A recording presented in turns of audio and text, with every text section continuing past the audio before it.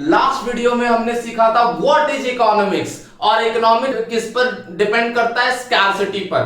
किसी भी कंट्री में जहां पर स्कैर्सिटी होगी इकोनॉमिक्स होगी, क्योंकि स्कैर्सिटी का मतलब हमने क्या पढ़ा था? Scarcity means limited resources and unlimited wants. Basically हमने लास्ट वीडियो में क्या डिस्कस किया था कि हमारा जो रिसोर्स है वो क्या है? लिमिटेड है, बट वांट्स क्या है? अनलिमिटेड है, जिसके वजह से इकोनॉमी में स्कैर्सिटी होती है, और जहां पर स्कैर्सिटी वहां से इकोनॉमिक्स हमारा क्या हो जाता है? स्टार्ट हो जाता है। इस वीडियो में हम बच्चों ये डिस्कस करेंगे कि what is central problems of an economy.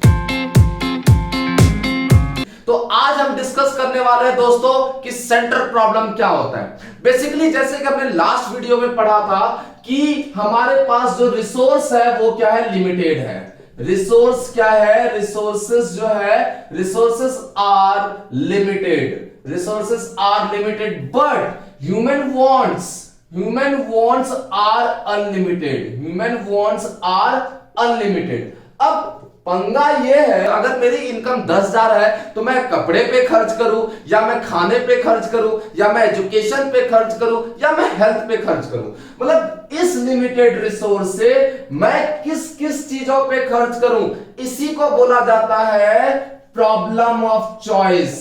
दोस्तों इसको हम क्या बोलते हैं? Problem of choice. तो प्रॉब्लम ऑफ चॉइस क्या होता है? Problem of choice means choice of use of scarce resources. हमारे पास जो स्केर्स रिसोर्स है इसको कैसे अल्टरनेटिव यूज करें, इसी को क्या कहते हैं? Problem of choice. जैसे कि मैंने आपको क्या बताया था कि अगर हमारी इनकम 10,000 है तो इस 10,000 इनकम से मैं अपने नीड को कैसे फुलफिल करूं, मैं कैसे मैनेज करूं, this is called problem of choice. और ये प्रॉब्लम मेरे साथ नहीं है ओनली, या ये प्रॉब्लम सिर्फ आपके साथ नहीं, ये प्रॉब्लम पूरे इकोनॉमी के साथ है, ये प्रॉब्लम पूरे वर्ल्ड के साथ है। इसीलिए इस प्रॉब्लम को क्या बोला जाता है? Central problems of an economy. क्या बोला जाता है दोस्तों?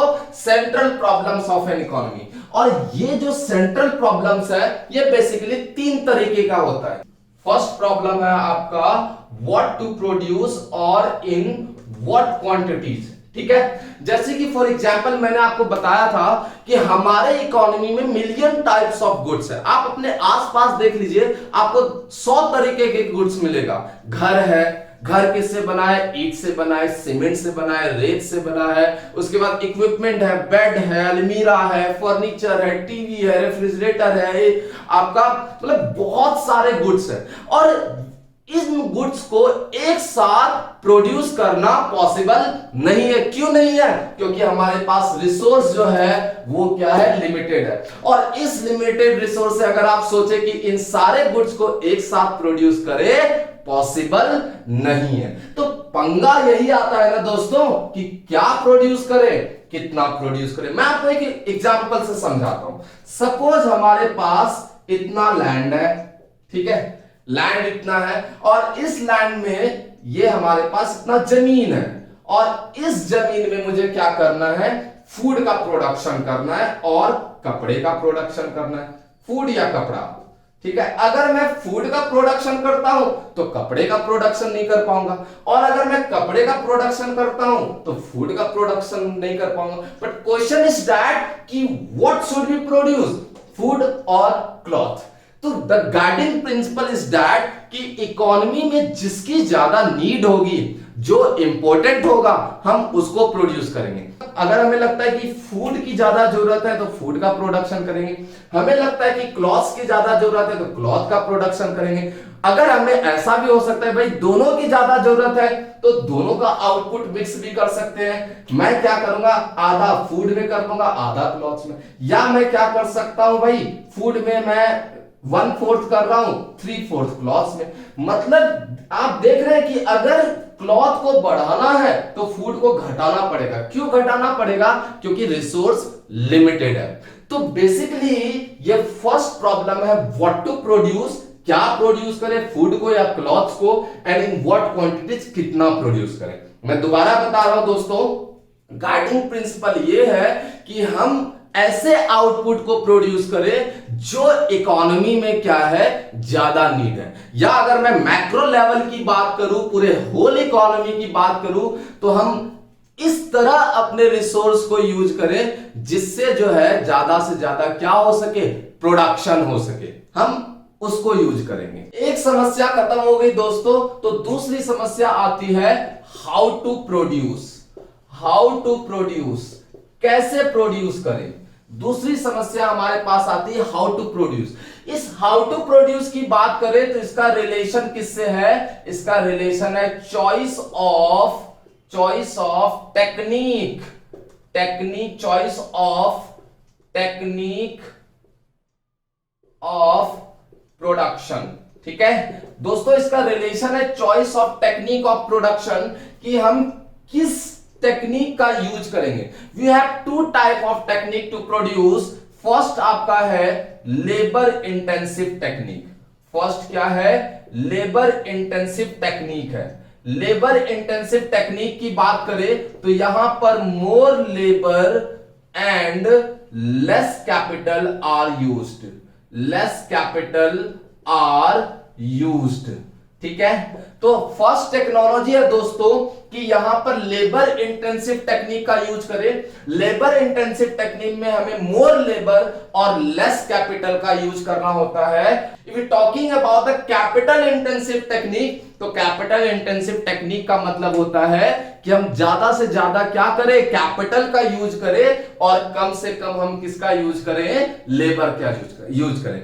कुछ चीजें तो नेचुरली होता है दोस्तों, कि जैसे कि आप फार्मिंग एग्रीकल्चर सेक्टर देख लीजिए। अगर एग्रीकल्चर सेक्टर की बात करें तो वहां पर मोस्टली लेबर का ज्यादा यूज होता है, कैपिटल का कम यूज होता है। जैसे कैपिटल का क्या यूज होगा, जैसे कि सिंचाई करना है, इरिगेशन करना है तो मोटर चाहिए जिसके थ्रू हम पानी खेतों में डाल सकते हैं, वहां पर कैपिटल का यूज होता है। या कल्टीवेट करना है तो ट्रैक्टर की जरूरत होती है, लेकिन नॉर्मली लेबर का रिक्वायरमेंट क्या होता है, ज्यादा होता है। उसी तरह अगर हम कार की प्रोडक्शन की बात करें, for example production of car की बात करें, रेफ्रिजरेटर की बात करें, एसी की बात करें, तो यहां पर कैपिटल का ज्यादा यूज होता है और लेबर का क्या होता है, कम।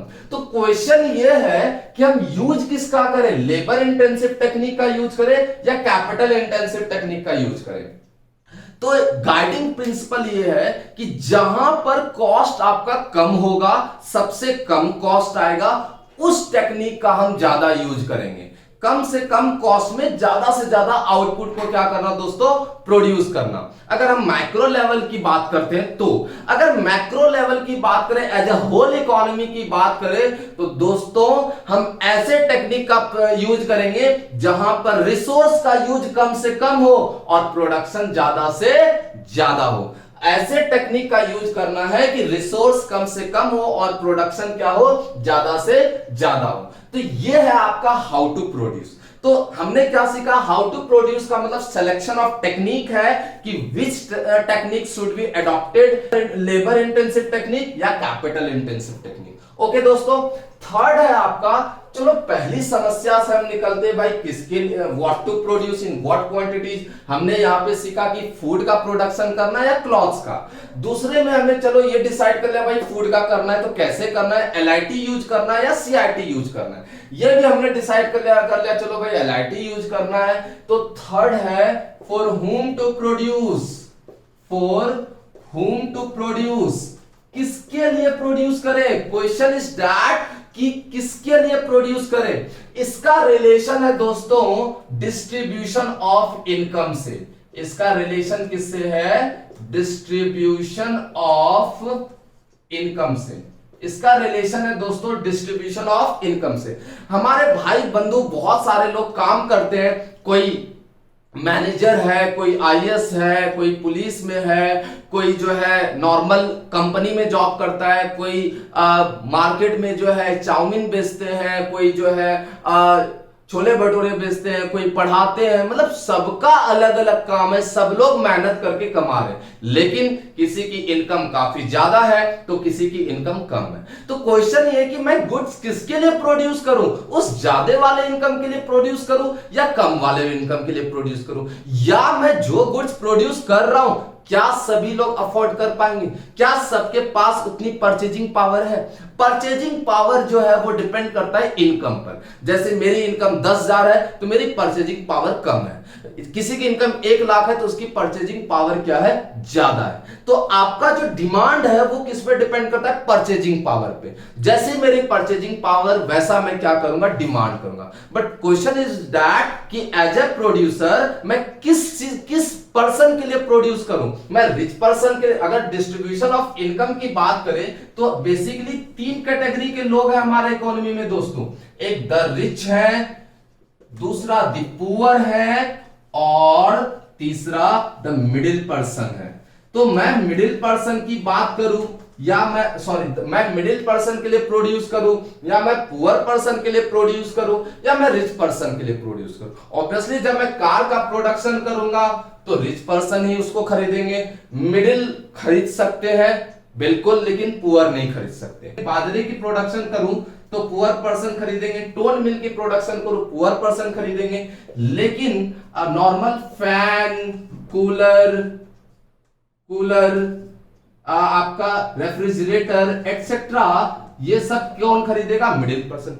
मींस हमारा जो गुड्स है वो डिपेंड करता है कि आपकी परचेजिंग पावर कैसे, उसके अकॉर्डिंग आप खरीदते हैं। तो as a producer, as a firm, हमारा प्रॉब्लम क्या है कि भाई हम प्रोडक्शन किसके लिए करें। अगर कार का प्रोडक्शन करते हैं तो अमीर और मिडिल वाले लोग खरीद पाएंगे, पुअर पर्सन नहीं खरीद पाएंगे, तो मेरा तो डिमांड कम हो जाएगा। मैं अपने रिसोर्स को कहां एलोकेट करूं, तो गाइडिंग प्रिंसिपल क्या है कि एज ए प्रोड्यूसर मैं वहां पर अपने रिसोर्स को एलोकेट करूंगा जहां पर मुझे मैक्सिमम क्या मिलेगा, प्रॉफिट मिलेगा। एज ए प्रोड्यूसर हर कोई चाहता है भाई मैं इस चीज को बेचूंगा, कम ज्यादा से ज्यादा प्रॉफिट हो। अब आप कह सकते हैं कि सर ऐसा आपने कैसे कह दिया, अगर मैक्सिमम प्रॉफिट हो तो सब तो अमीर लोगों के लिए प्रोड्यूस करेंगे, ऐसा नहीं है। कुछ ऐसे भी गुड्स होते हैं जो कि हम मार्केट में बेचेंगे तो पुअर पर्सन से हमें बेनिफिट नहीं मिलेगा, तो उसके लिए कौन है, गवर्नमेंट है। क्यों, क्योंकि हमारी इकोनॉमी कौन सी इकोनॉमी है, मिक्स्ड इकोनॉमी है। मिक्स्ड इकोनॉमी का मतलब यहां पर जो how to produce and what to produce and for whom to produce is decided by the private sector as well as the government sector।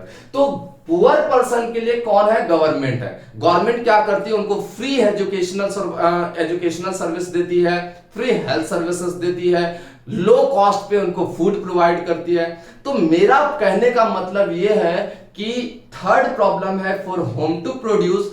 इसका मतलब यह है कि किसके लिए प्रोडक्शन करना है, बेसिकली रिच के लिए करना है, पुअर के लिए करना है, या मिडिल पर्सन के लिए करना है।